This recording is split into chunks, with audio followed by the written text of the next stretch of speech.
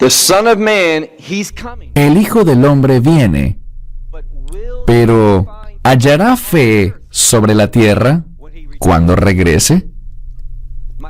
Mi esperanza es que aquellos que le aman, aquellos que han leído su palabra, que estas dos cosas, el amor y la verdad, nos transformen para ser hallados fieles. Pero esa fidelidad dependerá de si tenemos pasión por el reino que viene. Lo que haremos en esta última sesión es que miraremos 44 versículos de Mateo 24 y veremos no solo lo que dice, sino cómo estos versos trabajan juntos, cuál es la manera correcta para aplicarlos y lograr una perspectiva correcta sobre lo que ocurrirá en los últimos días. Si lees Mateo 24, inicia con Yeshua en el templo, el cual es un lugar de adoración, un lugar de oración, un lugar de ofrenda.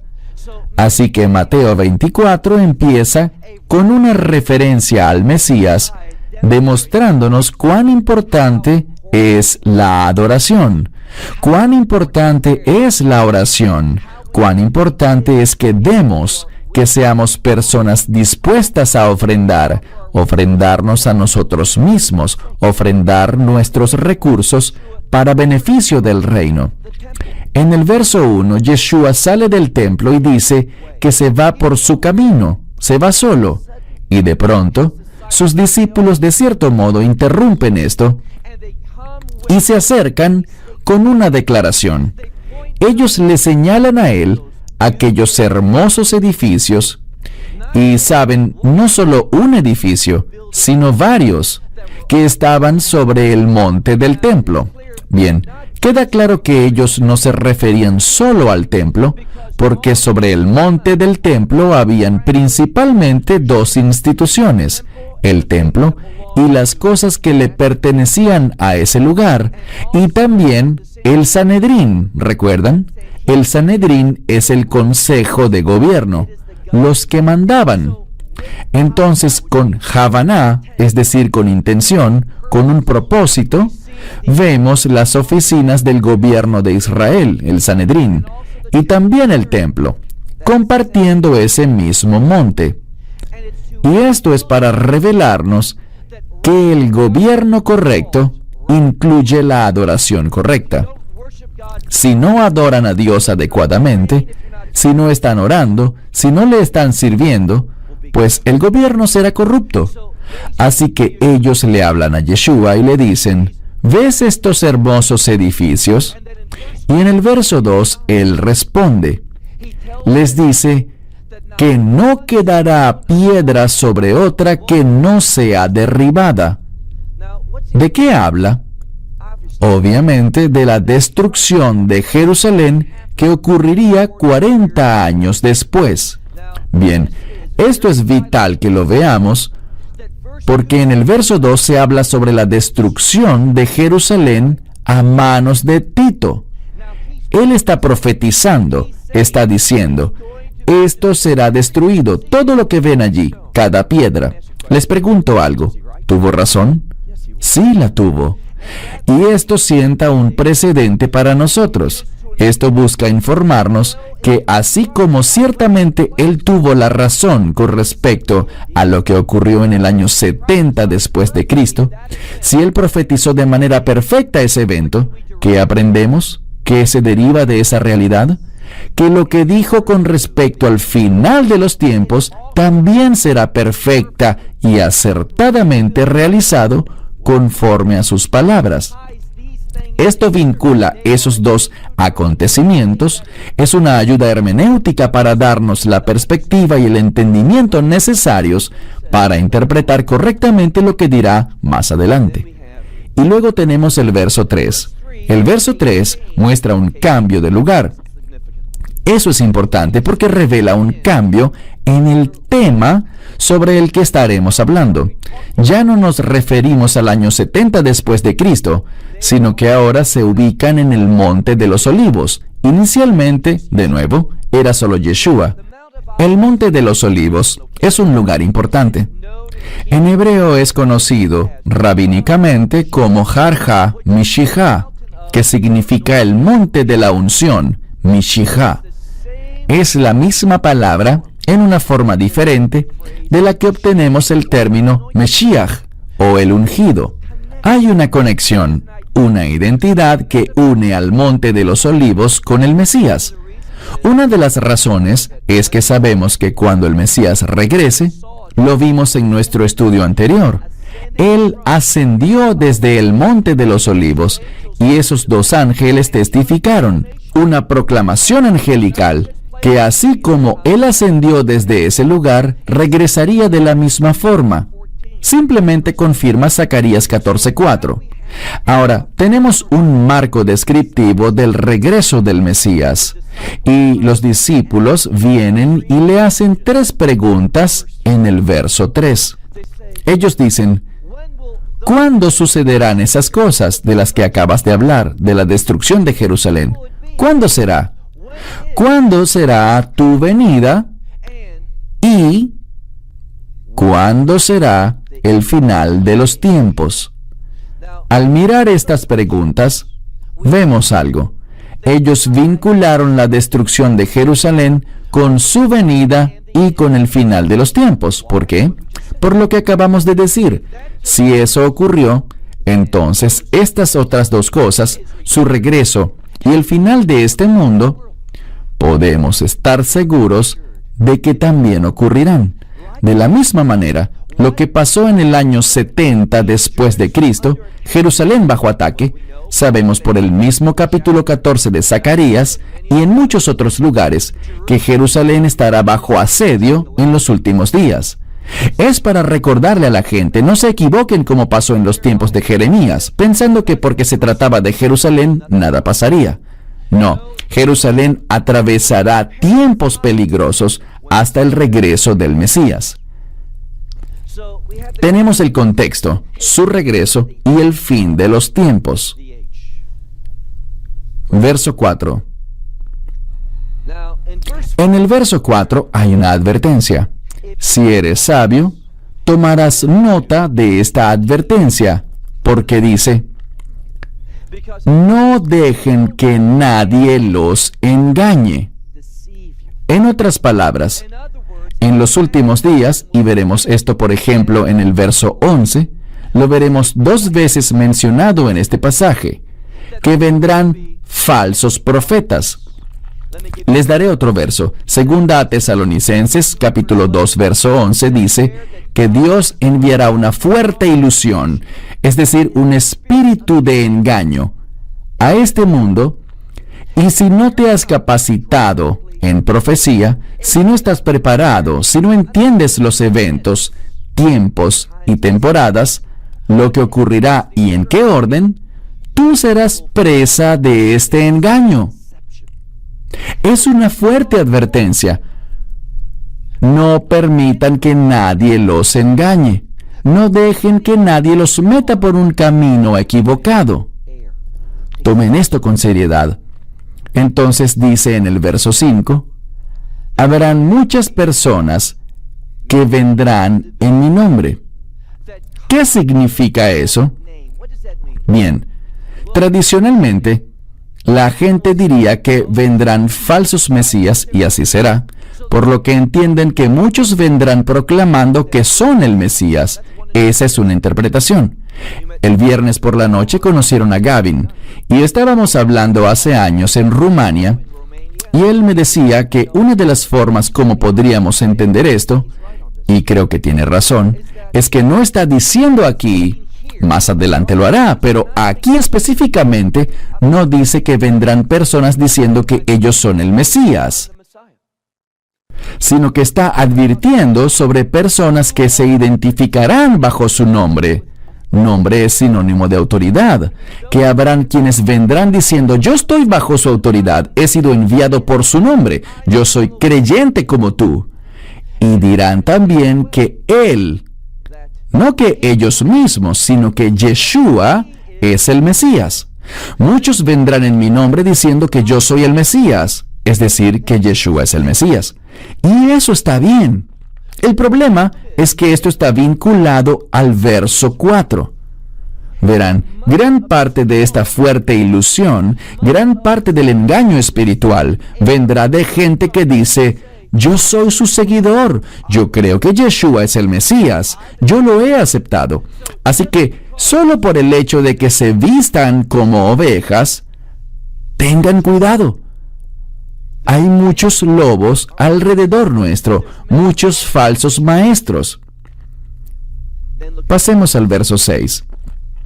De nuevo, debemos prestar atención a las claves gramaticales. Y Yeshua está hablando. ¿A quiénes aquí? A sus discípulos. Y él habla en segunda persona, diciendo: ustedes, ustedes, ustedes.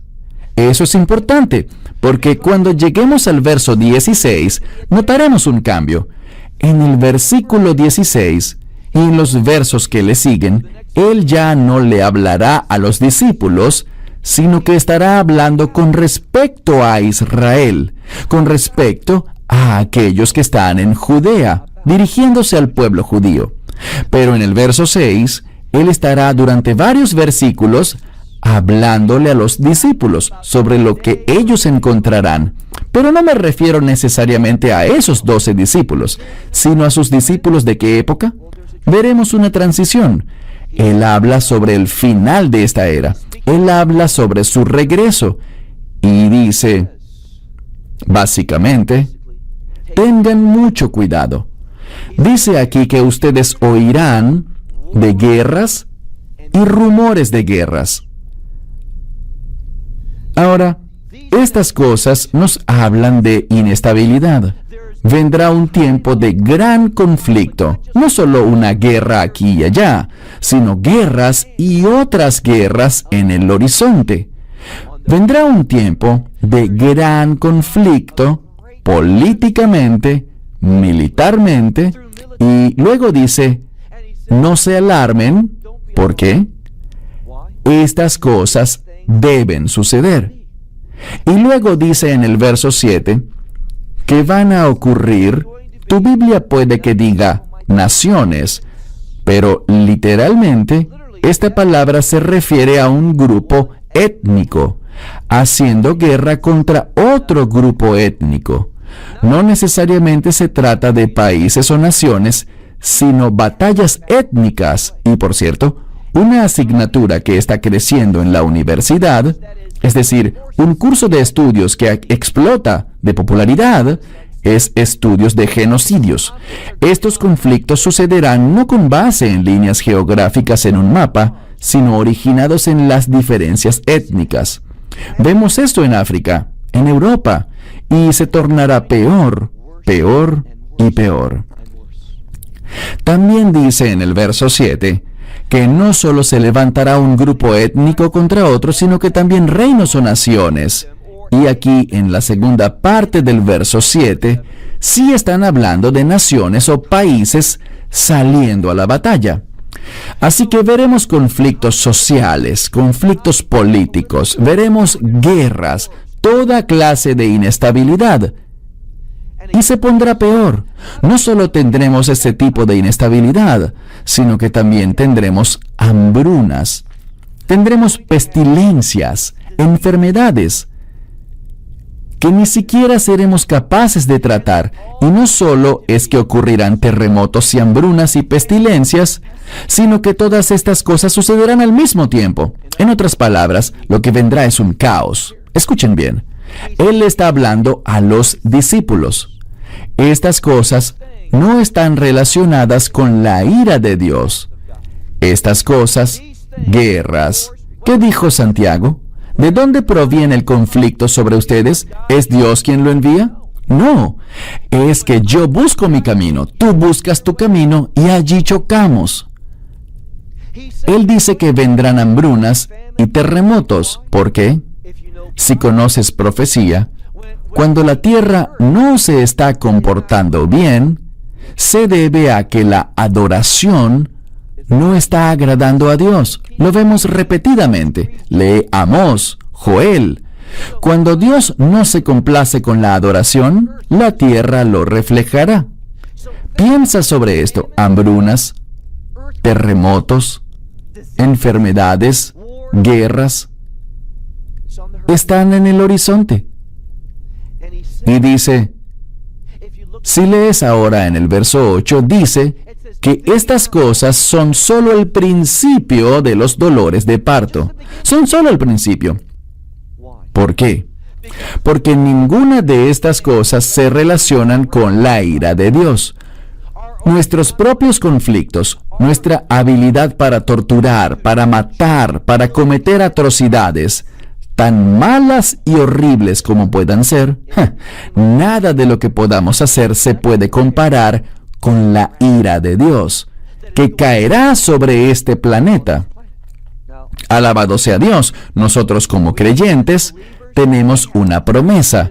Es nuestra esperanza bendita, que no nos encontraremos con la ira de Dios. ¿Pero qué dice la Escritura? Bien, si leemos el verso 9, allí se habla sobre personas que se levantarán y nos entregarán para que seamos oprimidos y hasta ejecutados. Seremos odiados. Y la razón por la que seremos odiados es debido a su nombre. Así que tiene que estar hablando sobre aquellos que son llamados por su nombre. Verán, a partir del verso 6, Él está hablándote a ti, es decir, a sus discípulos. No hay razón ni base alguna para decir que los versos 6, 7, 8, 9 y los demás, hasta el verso 15, no hay razón para decir, oh, esto no aplica para mí. ¿Por qué? ¿Cuál es tu base teológica en la Biblia para sostener tal posición? Quizás es lo que has oído de otros, pero no tienes un texto. Porque lo que dice la Biblia es esto. Dice que un siervo no es más que su maestro.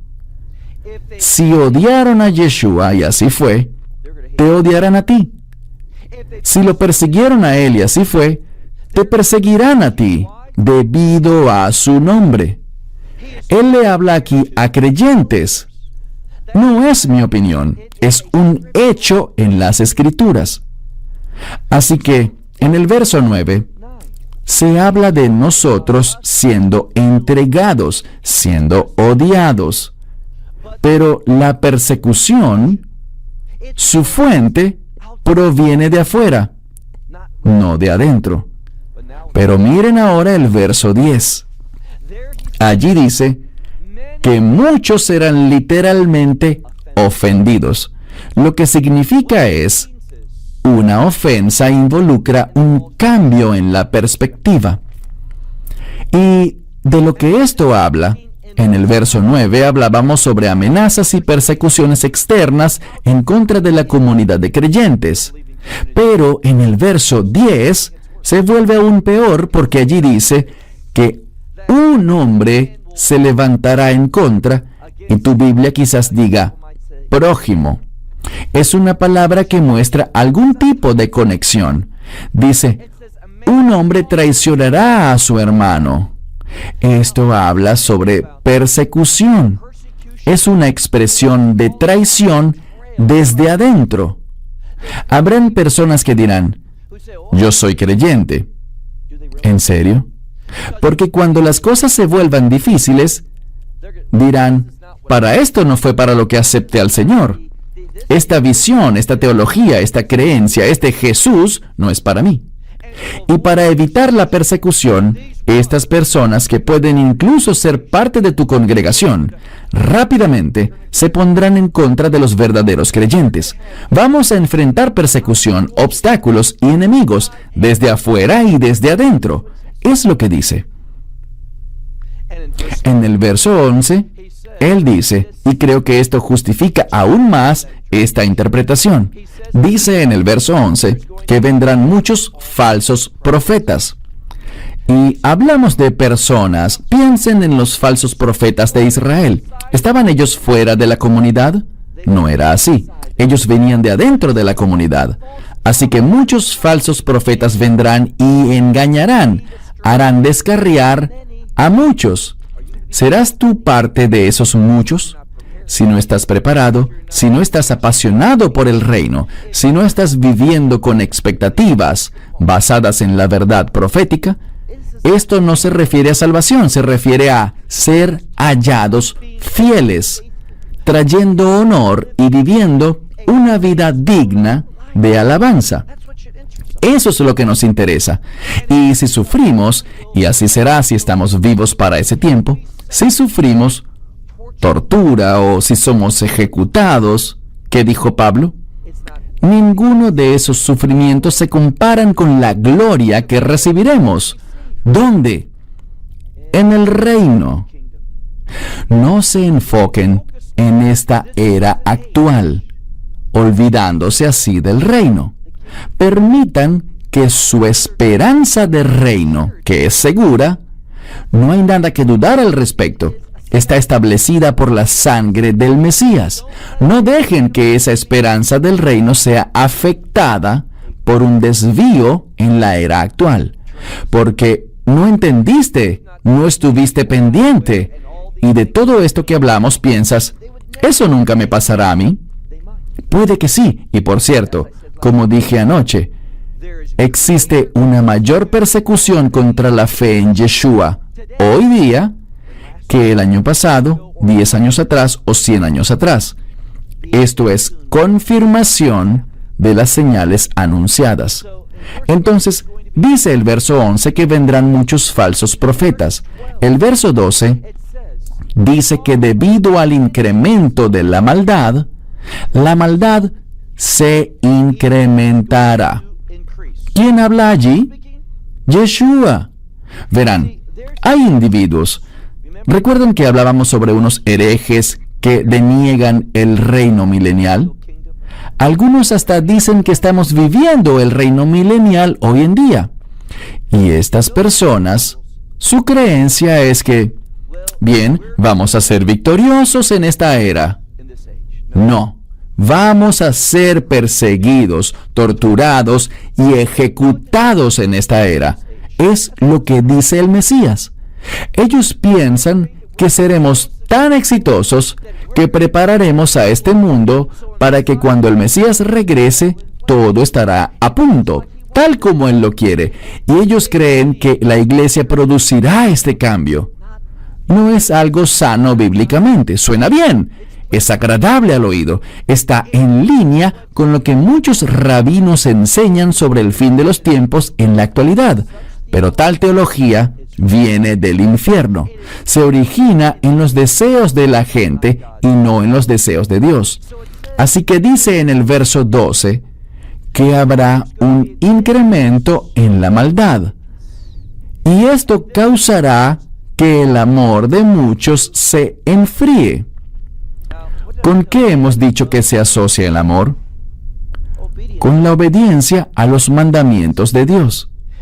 Pero habrán personas que dirán, quiero obedecer a Dios, pero cuando todo esto empiece a suceder, esta maldad, este espíritu del anticristo, ¿por qué el espíritu del anticristo? ¿Quién es el anticristo? El inicuo o el hombre sin ley. El término para alguien que está en contra del milenio es amilenial. Esta letra Aleph o alfa, en griego, significa en contra. Y el anticristo es uno que está en contra del nomos, en contra de la ley. La ley trae orden. No somos salvos por la ley. Pero Él se levanta en contra de esto. Y mientras su reino, porque Él tiene un reino, mientras Él intenta hacer su obra aquí, veremos más y más ataques en contra de los mandamientos de Dios. Les daré un ejemplo. Yo soy una persona muy difícil de ofender. Puedes decirme lo que quieras, cualquier crítica. Yo te escucharé, veré si tienes razón. Si es así, haré los ajustes necesarios y si no, lo olvidaré. No me levanto por las noches preocupado por los muchos emails que recibimos con críticas. Por ejemplo, hemos iniciado un estudio con las primeras 8 lecciones. Y cuando vuelva continuaremos este estudio de Génesis. Y allí hice una declaración. La declaración es, quizás es un poco de consejería para ayudarte a avanzar ahora mismo, pero hice esta declaración, según la cual las leyes alimenticias conocidas en hebreo como kashrut, que ellas son espirituales en su propósito y no físicas. ¡Wow! No podrán creer la respuesta negativa que recibí. Y está bien, cualquiera puede estar en desacuerdo conmigo, pero no tienes por qué ser tan odioso. Mi esposa se sonrojó con algunas de las cosas que me escribieron, pero ellos simplemente están expresándose en contra de quién es Dios. Existe ese anti-mandamiento, anti-obediencia. Queremos una gracia barata, una gracia que nos permita hacer exactamente lo que queremos hacer. ¿No es así? Eso es pecado. La gracia no es dada para causar que el pecado abunde. Así que dice en el verso 12, que la maldad, la perversión, se multiplicará y el amor que se relaciona con los mandamientos, el amor de muchos se enfriará. Eso significa que la gente se apartará de la obediencia a Dios. Es lo que busca decirnos. Verso 13. Pero aquel que persevere, literalmente aquel que espere hasta el final, será salvo. Muchas personas extraen de este verso una falsa teología y dicen que la salvación consta de perseverar hasta el final, pero eso no es lo que dice. Este término para salvación, y lo demostraré más adelante, no implica la salvación en el sentido de la redención de los pecados. No se trata de eso. Simplemente busca decirnos que para aquellos que estarán atravesando estas dificultades, habrá un punto final para todo aquello. La salvación, es decir, el reino, llegará. Habrá un final para todas estas dificultades. Así que perseveren, aguanten, esperen por ese final con fidelidad. Y luego llegamos al verso 14. En el verso 14 dice, y el evangelio del reino, me gusta esa expresión, y el evangelio del reino será proclamado en todas las naciones, como testimonio para ellos. Y entonces el fin llegará. Bien, cuando lees Mateo 24, notarás que esta palabra fin aparece varias veces. Si regresas al verso 3, los discípulos dijeron, ¿cuándo será el fin de esta era?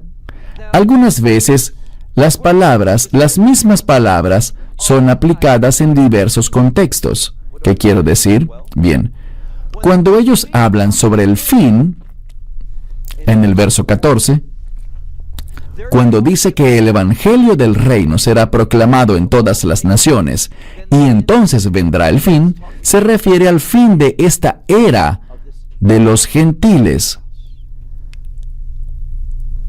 Cuando el evangelio sea predicado en todas las naciones, y lo veremos en un momento, Dios tornará su atención hacia Israel. Pero hay otra manera de interpretar esto. Este final, cuando Dios torne su atención hacia Israel, será provocado porque nosotros, los creyentes, ya no estaremos aquí. Será el fin, y lo diré de este modo, el fin de la era de la iglesia. ¿Por qué? Porque habrán claros indicadores en la Escritura sobre lo que ocurrirá y del tiempo del cual nos habla. Entonces dice, el evangelio del reino tiene que ser predicado como testimonio a todas las naciones y llegará el fin. Eso significa, prepárense para nuestra esperanza bendita. La reunión en los cielos con Dios está por suceder. ¿Por qué debemos pensar así? Pasemos al verso 15. Dice, cuando vean, y es muy específico, la abominación desoladora, a la cual se refirió el profeta Daniel, esto nos dice que esta sección de Daniel es relevante para el futuro y no para el pasado. Nos dice que la abominación desoladora no es un evento pasado. Puede que haya ocurrido algún evento que la confirme o que brinde un ejemplo para entenderlo mejor, pero en su aplicación más pura y precisa, la abominación desoladora, según el Mesías, y él estaba en lo correcto, sucederá en los últimos días, al final de la era de la iglesia. Si leen en 2 Tesalonicenses 2, Pablo nos dice de qué se trata la abominación desoladora. Es cuando el falso Mesías, el anticristo, entre al lugar santísimo y diga: yo soy Dios, deben adorarme a mí. El anticristo es aquel que estará persiguiendo a los creyentes. Él está en contra de lo que enseñamos, de lo que creemos y de cómo vivimos. Así que este anticristo, verán, una de las cosas que me hacen enojar, y parece que me enojo muy a menudo, pero como sea, es cuando la gente dice: ¿sabes que el anticristo es judío? Y yo digo: no, yo no sé eso. ¿Por qué? Pues porque los judíos no lo recibirían a menos que fuese judío. ¿Dónde has encontrado algún versículo que diga que el pueblo judío recibirá al anticristo? No existe. Algunos dirán: bien, dice en Daniel 9 que él hará un pacto con muchos, y es cierto, con muchos.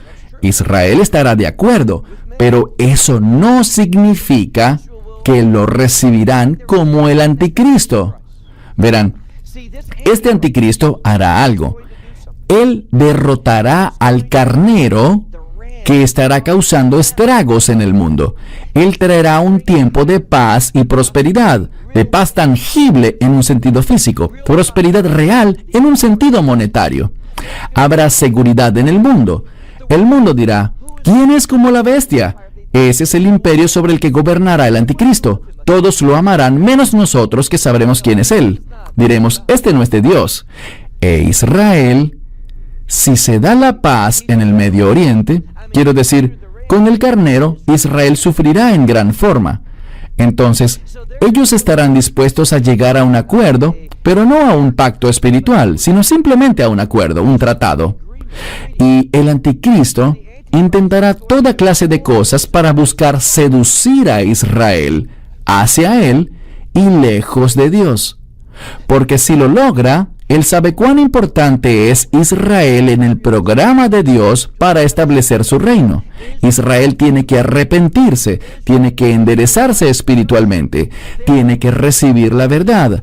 Así que el anticristo, buscando arrastrarla hacia su lado, hará muchas cosas aparentemente buenas para Israel. Y él se sentirá confiado, una falsa confianza, pensando que habrá llegado el momento, luego de todo lo que hizo por el pueblo judío, para que lo reciban. Así que entrará allí y dirá: yo soy su Dios, soy su Mesías. Esa es la abominación desoladora.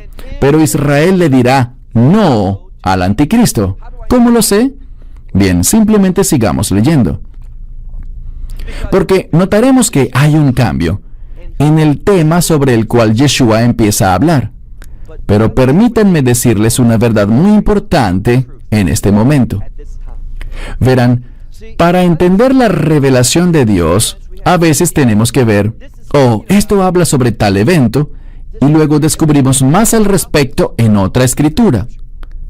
Pablo, en 2 Tesalonicenses 2, en referencia a nuestra esperanza bendita, el rapto, él nos habla sobre la abominación desoladora y dice que cuando eso suceda, prepárense, porque muy pronto, aunque nadie sabe ni el día ni la hora, pero después de la abominación desoladora que ocurrirá en medio de ese periodo de 7 años, poco después, no sabemos si es horas, días, semanas o meses, no lo sabemos, pero poco después ocurrirán dos cosas. Primero, el rapto. Segundo, Israel será sellado. ¿Por qué? Llegaremos a ese punto. La Biblia habla en Jeremías 37 sobre el tiempo de la angustia de Jacob. ¿Por qué ocurrirá este tiempo de angustia de Jacob entre el pueblo judío?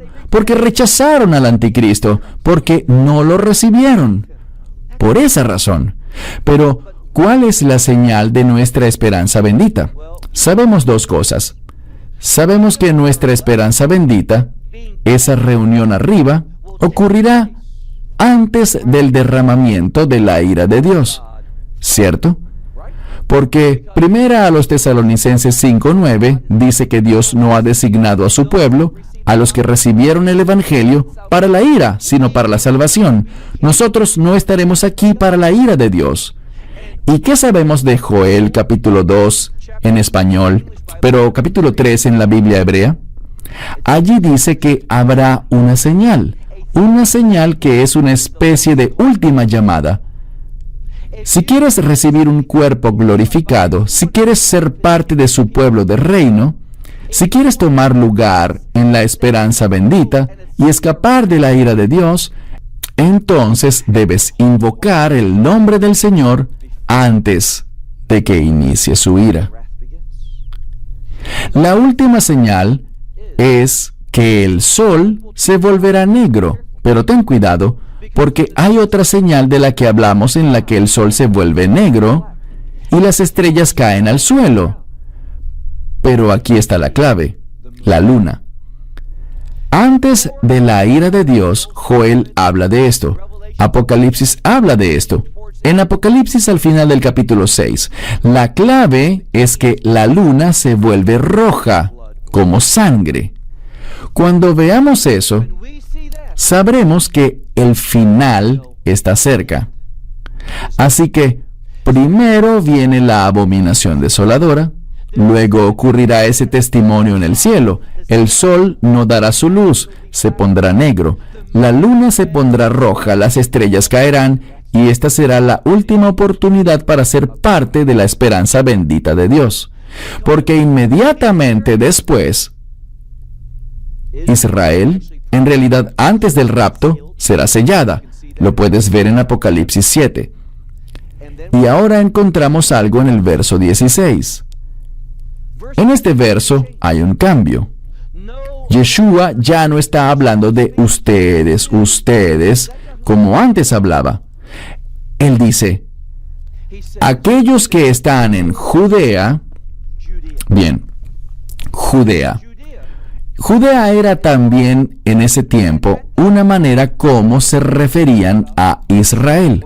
Por supuesto que existe la región del norte, Samaria, Galilea y el Golán, pero aquí, aquellos que están en Judea, habla sobre los judíos que viven en la tierra de Israel. Dice, entonces, los que estén en Judea, huyan. ¿Por qué deben huir a las montañas? Debido a la persecución. ¿Y por qué son perseguidos? Porque no aceptaron al anticristo. Y dice con respecto a esta huida, verso 17, que los que estén sobre el tejado no bajen a la casa a buscar nada, y aquellos que están en los campos no regresen para buscar ningún vestido. ¿Cuál es el énfasis? Sobre el tejado, en la cultura judía, significa ocio o placer. Verán, no es como en Occidente donde nadie sube al tejado de su casa, pero en Israel, los techos son usados como un lugar de distracción. La gente sube allí, tienden sus sillas y si hace un buen clima, disfrutan un tiempo de placer. Así que dice, aquellos que están relajándose, puede que estén disfrutando la vida, pero es tiempo de huir. Y aquellos que están en los campos, ¿qué se hace en los campos? Trabajar. Así que los que estén ociosos y los que están trabajando, huyan. No regresen, no hagan mayores arreglos en ese momento. Solamente huyan. Esto se parece mucho a lo que vemos en el éxodo de Egipto, cuando el pueblo fue llamado a salir de Egipto deprisa. No se terminen ese pan, salgan ya. Es lo que dice aquí. ¿Por qué?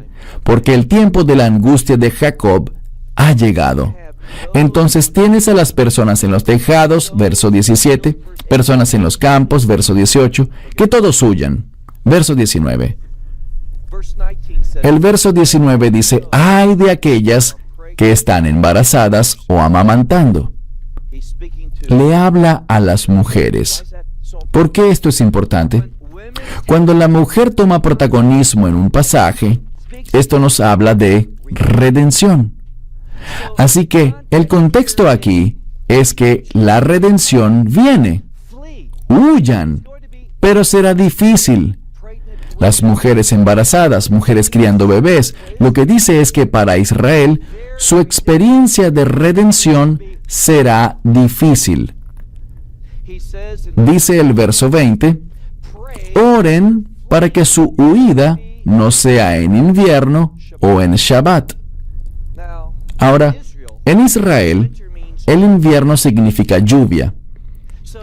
Y no querrás estar huyendo en tiempos de lluvia. Otra idea sobre dificultades. El contexto indica que se trata de Israel, y si aún no lo crees, dice, oren también para que no sea ¿cuándo? En Shabbat.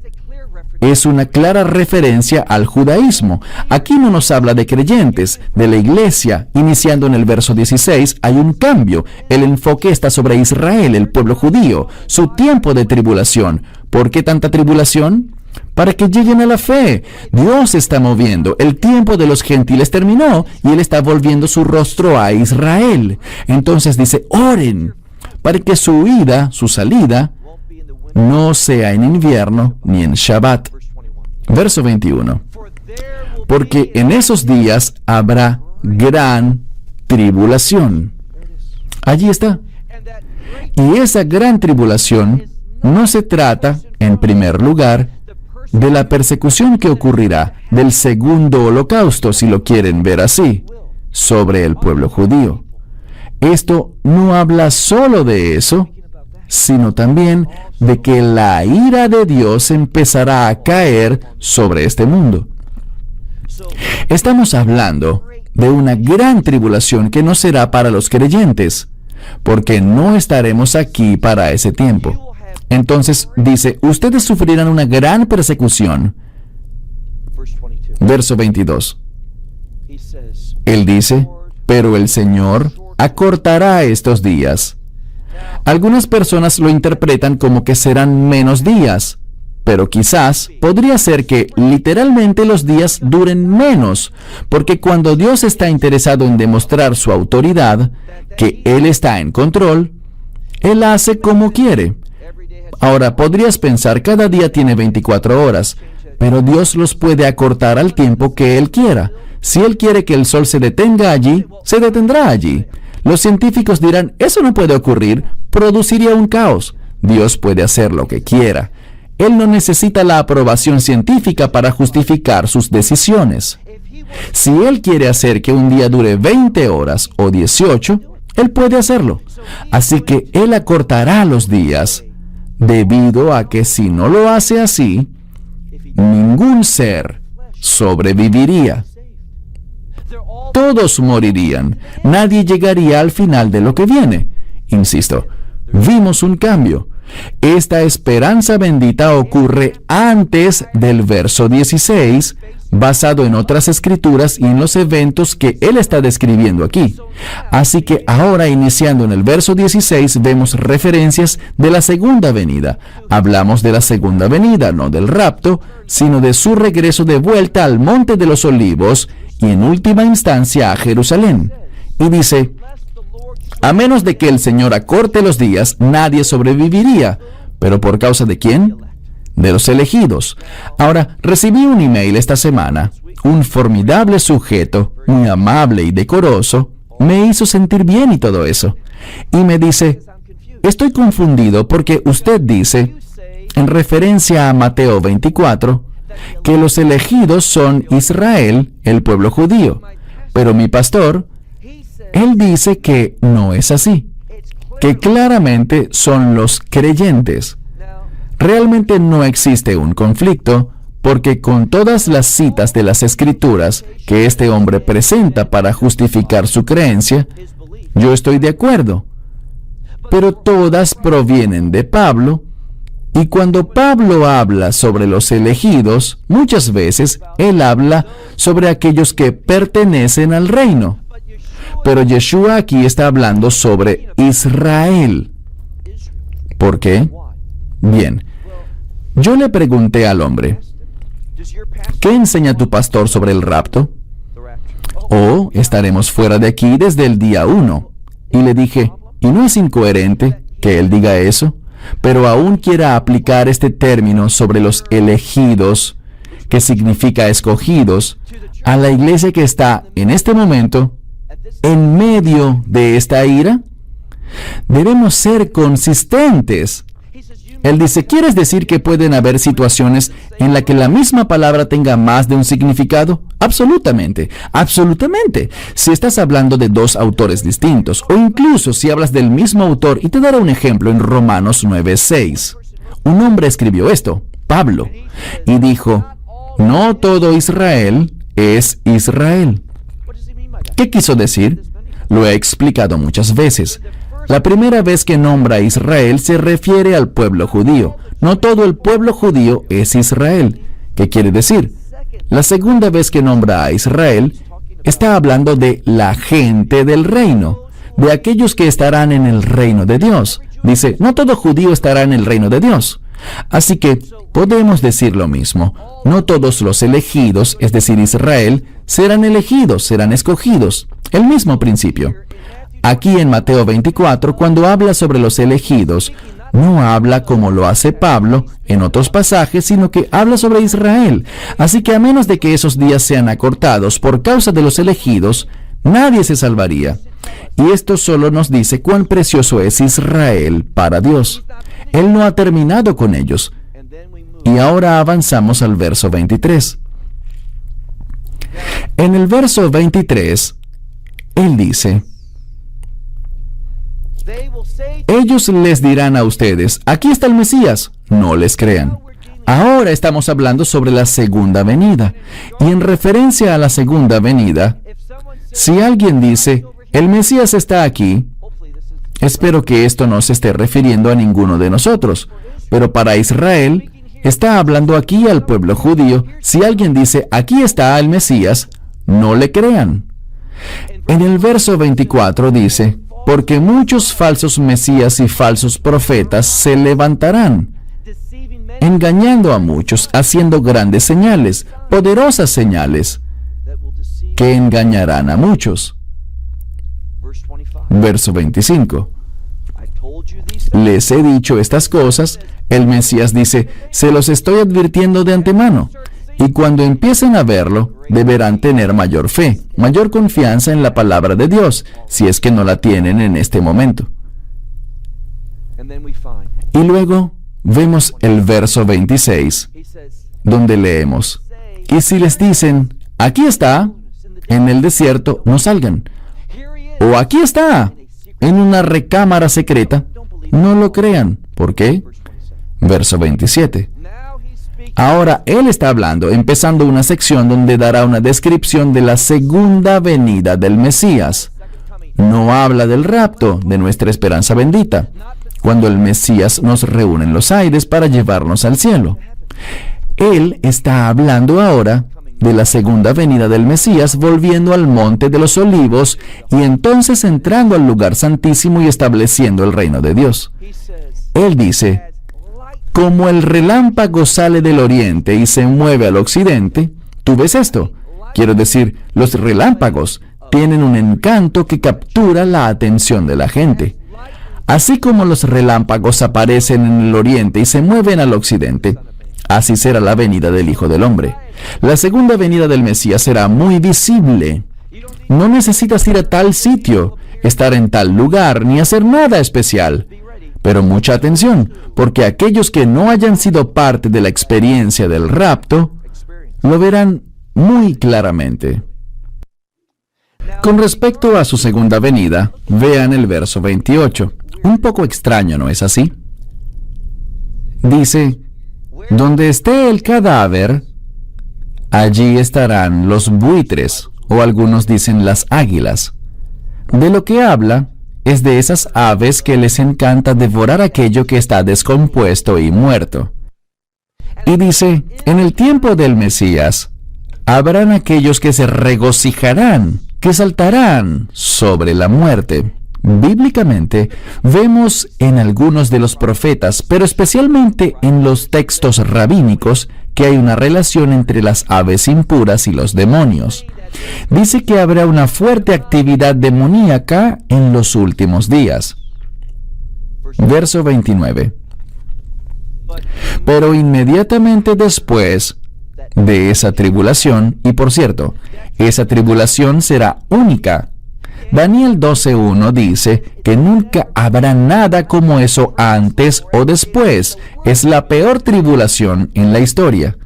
E inmediatamente después de los días de esa tribulación, habrá una señal. Y de nuevo, tengan cuidado, es similar pero no es igual. El sol se oscurecerá, eso ya pasó antes, pero antes en el libro de Joel y en Apocalipsis 6, la luna se vuelve roja, eso es antes de la ira de Dios. Aquí no hablamos de eso, es una señal diferente, para un evento diferente. Aquí el sol se vuelve negro también, pero la luna no dará ninguna luz. No habrá reflejo, no la verás, se hará negra. Las estrellas caerán y los poderes del cielo colapsarán. Y entonces en el verso 30 dice, ustedes verán la señal de la aparición del Hijo del Hombre. Esa es la señal de la que acabamos de hablar. No se trata del rapto, sino de la segunda venida. No es para nosotros, le habla a Israel. Por esto es que parte de nuestra obra es plantar semillas entre israelitas judíos no creyentes, para que ellos puedan oír estas cosas, de modo que si ellos se presentan allí sin haber llegado a la fe, puedan ver todo esto.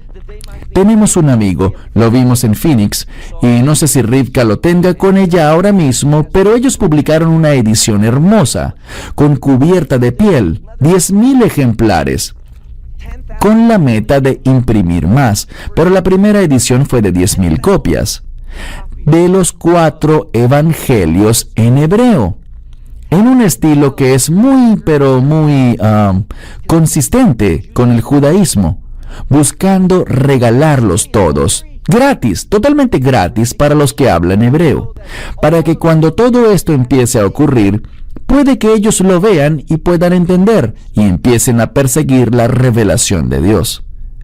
El verso 30 dice, entonces se verán la señal de la venida del Hijo del Hombre en el cielo.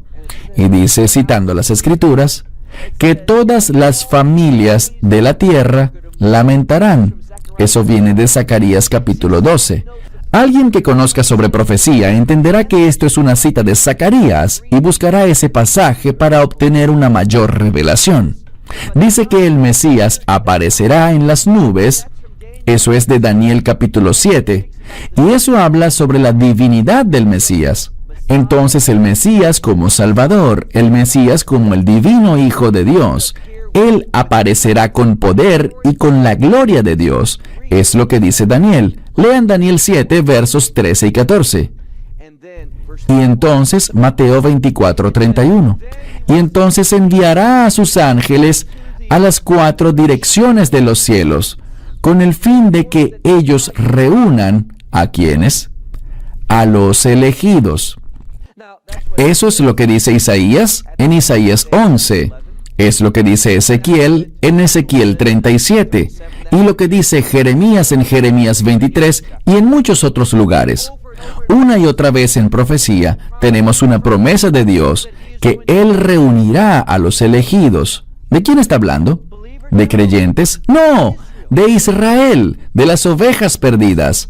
Entonces es innegable que en Mateo 24 los elegidos, estos escogidos, son su pueblo del antiguo pacto, con quienes Él seguirá siendo fiel. Él los traerá de vuelta. Y si conoces el pasaje de Ezequiel, Él los traerá de vuelta inicialmente no por la fe, los traerá de vuelta a la tierra con el fin de que ellos lleguen a la fe.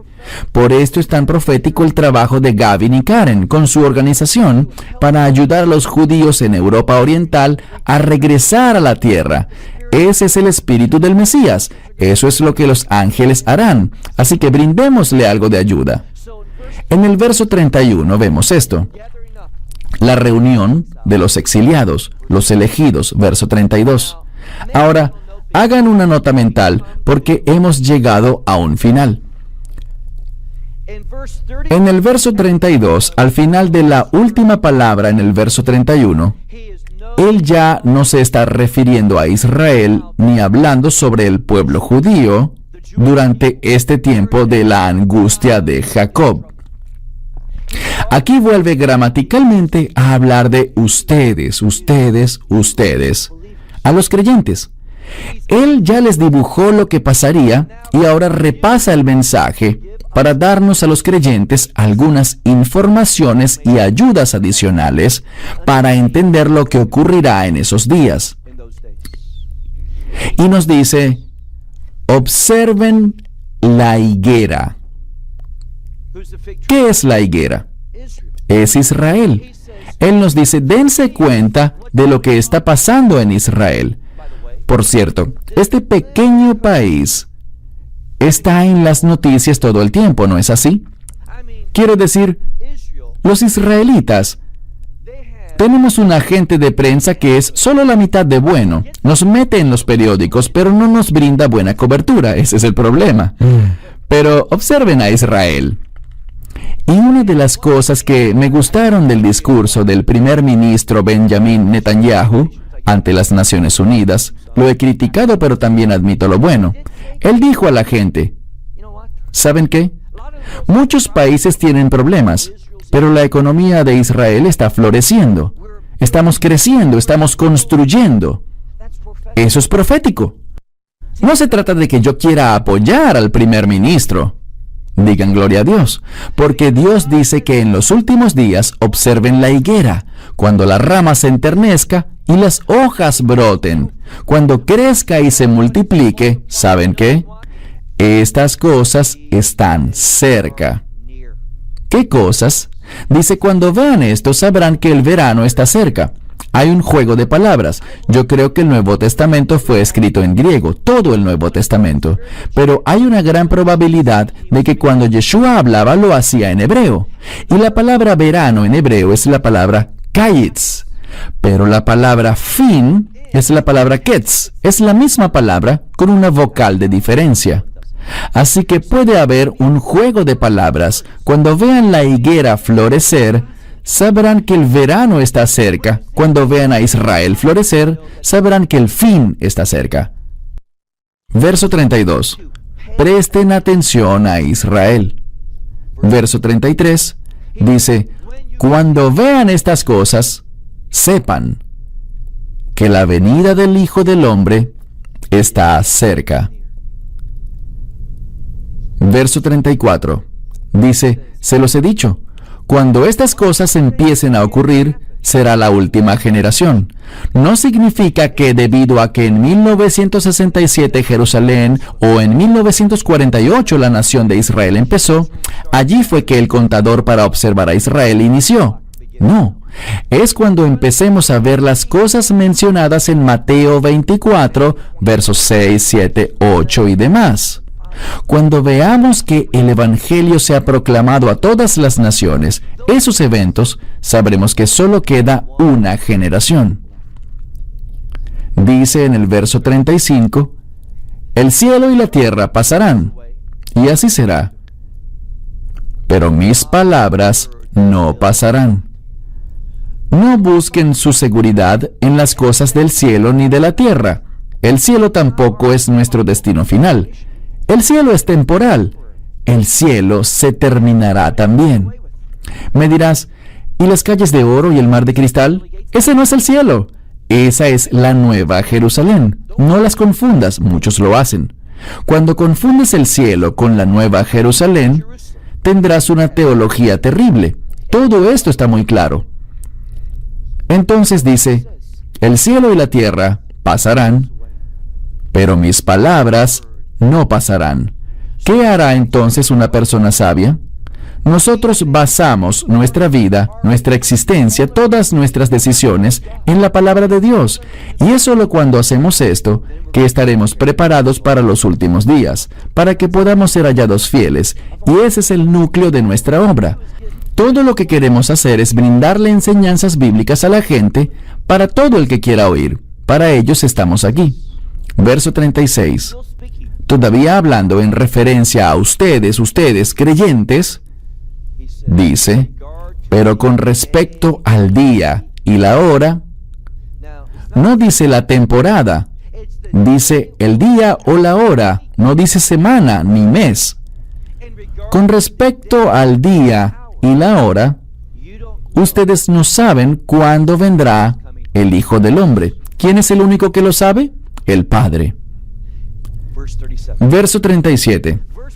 Los versos 37, 38 y 39 conforman una unidad. Recuerden, Él no está hablando primordialmente a Israel, sino que habla con ustedes, con los creyentes, con sus discípulos de los últimos días. Y Él utiliza un concepto, un término, para ayudarnos a entender el evento. Él dice, así como en los días de Noé. Ahora, Noé predicó, y predicó arrepentimiento. ¿Por qué? Por el juicio de Dios. Y más que eso, porque la ira de Dios caería, ¿correcto? El juicio de Dios destruiría a este mundo. Así que ahora tenemos una ayuda hermenéutica, una herramienta para interpretar la Escritura correctamente. Él está hablando sobre los días de Noé y el diluvio que representa la ira de Dios. Así que con los días de Noé quiere indicarnos el tiempo que viene justo antes de la ira de Dios. Aquí no nos está hablando sobre la angustia de Jacob, ni tampoco nos está hablando del tiempo posterior al rapto. Ahora mismo le está hablando a los creyentes, está repasando el tema. Con respecto a la segunda venida, habrán grandes dificultades. Fuego caerá del cielo, aguas, ríos, arroyos, océanos, todo eso será destruido. Todos los árboles, toda la vegetación. Habrán señales que ocurrirán. Lean Apocalipsis 16. Habrá cosas que estarán ocurriendo y capturarán la atención de todos. Quiero decir, la mayoría de la gente morirá. Eso llamará tu atención. Así que, cuando habla sobre los días de Noé, está hablando sobre el periodo de tiempo antes de la ira de Dios. Cuando nosotros los creyentes todavía estaremos aquí. Dice, como en los días de Noé, así será la venida del Hijo del Hombre, es decir, la venida en el contexto de nuestra esperanza bendita, el rapto. Verso 38. Como en los días del diluvio, en los días de Noé, ellos comían, bebían, es decir, estaban tranquilos, disfrutaban la vida, habían fiestas por todos lados, se casaban y se daban en matrimonio. Así que los matrimonios seguirán celebrándose. ¿Qué significa? El enfoque de un matrimonio siempre está en la siguiente generación. Así que cuando vemos matrimonios en la Biblia, una de las cosas a las que se refiere es al futuro. Dice en los profetas, vayan a Babilonia, vayan, tomen esposas, construyan casas, tengan hijos, porque tendrán un futuro allí. 70 años. Así que lo que nos muestra es que la gente estará mirando alrededor y no estarán viendo la ira de Dios. No verán fuego, no verán lo que dice Apocalipsis 16. Este es el tiempo previo a ese momento. Así que antes del rapto, las cosas en el mundo estarán muy normales. De hecho, para el mundo, bajo la administración del anticristo, las cosas estarán muy bien, pero no para nosotros. Ellos no estarán conscientes de esto, pero nosotros sí.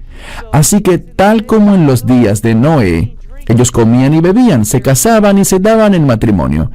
Y luego dice, verso 39. Dice aquí, pero llegó el diluvio, ellos no lo creyeron hasta que las aguas del diluvio llegaron y lo destruyeron todo. Para aquellos que no estudian las profecías, para quienes no están atentos a las señales y los tiempos, le está hablando a los creyentes ahora. De la misma manera que en los tiempos de Noé la gente no estaba preparada, aquellos que no quisieron oír a Noé, un predicador de justicia, de la misma forma el mundo no estará preparado. La iglesia no estará preparada. Solo estaremos listos si escuchamos atentamente las señales proféticas. Verso 40. Dice allí que habrán dos en el campo, uno será tomado y el otro dejado.